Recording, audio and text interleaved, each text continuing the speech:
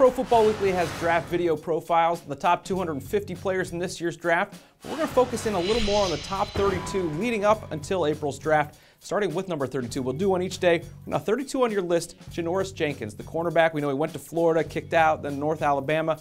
We'll get to all the off-field stuff, but in terms of on the field, just how good is he?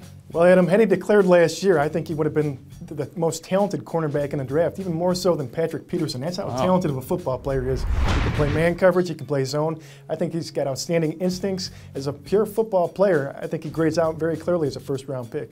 But there is more to it than just a pure football player, especially with him. We know he was kicked out of Florida. There were marijuana charges. I found out, I didn't know until the combine, he has 4 children.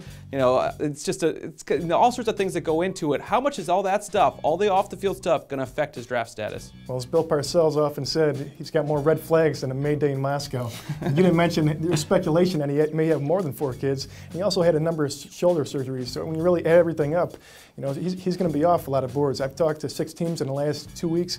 All of them said that he was off the board. Some teams treat it differently. They'll take him off the board. Some will put a red star on him. They'll purple shade the card. They all treat it differently, but he's off at least 6 boards. I'm guessing he's off a lot more than that as well.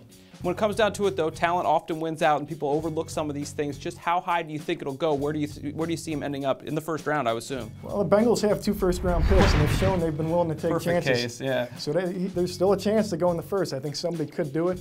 You know, where should he be? For me personally, if I were setting the board, I'd feel comfortable taking him somewhere in the 3rd to 4th round, given all the flags. You know, there's a lot of risk involved. But you know, as a pure talent, I think he does grid out as a first-rounder. It seems like the Bengals, Raiders, someone like that always seems to be willing to take a chance on a guy like that. We'll have to see where Jenkins goes. You can get all of the draft profiles by subscribing to us on YouTube at youtube.com/ProFootballWeekly.